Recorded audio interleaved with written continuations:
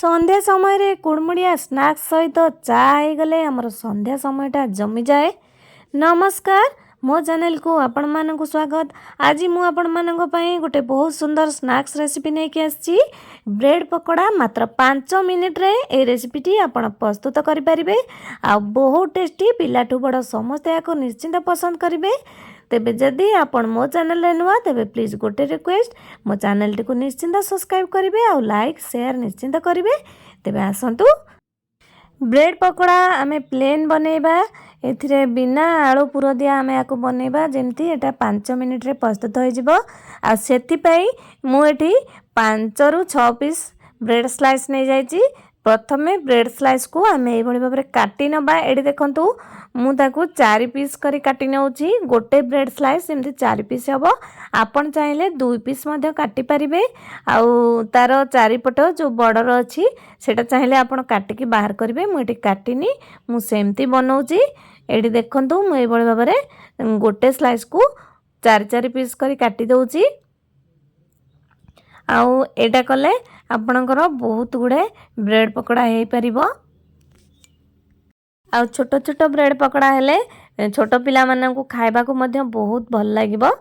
एटा काटी देले आमे एबे चलंतु तार बैटर बनेबा। एठी पकोड़ार बैटर पाई मु एठी गोटे कप बेसन नै जाईची।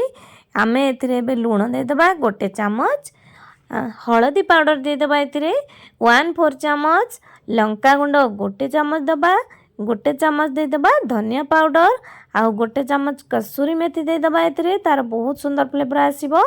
आउ अदा रसुण पेस्ट मुझे 1/2 चम्मच नेची। एटा ऑप्शनल, आपण चाहिले पके परिबे नले स्किप करिवे।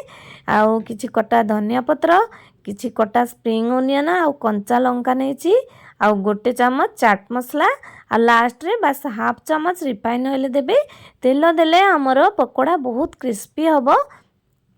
एबे ताकू आमे अल्प अल्प पानी दे धीरे धीरे ताकू गोलेबा। एका बेले पानी दे दबानी नले बैटर पूरा पतला हे जिवो। तेनु अल्प अल्प करी गोलेबे जेमती मु गोलौची देखंतु ए भली अल्प अल्प गोलेबे। एटा आपण पिला माने को टिफिन रे मध्य बने के दे परिबे, बहुत टेस्टी लागिबो। आपण जदि चाहिबे एतिरे आलू पुर देई बनै परिबे ब्रेड चॉप, नहले पनीर मध्य दे के बनै परिबे। एडी देखंतु बैटर हमर रेडी हे जाईची। एबे गोटे गोटे ब्रेड स्लाइस एतरे आमे बुड़े की ताकू छाणी नबा। ए भली भाबरे देखंतु बेसी पतला करिवेनी बैटर को। तेल हमर एबे गरम हे के अछि।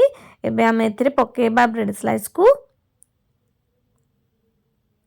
आ जेते बळे एटा गोल्डन कलर हे जिवो तापरे आमे आर पट को लेउटे दबा।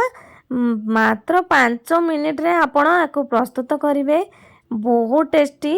एडी देखंतु हमर प्राय हेई असलानी। आको आमे एबे काढी नबा गोटे प्लेट को। केते सुंदर कलर आछि। आउ ब्रेड स्लाइस मु पकई दोची। आपण आको जे कोनोसी चटनी सहित खाइ परिबे, सॉस सहित खाइ परिबे, बहुत टेस्टी लागिबो।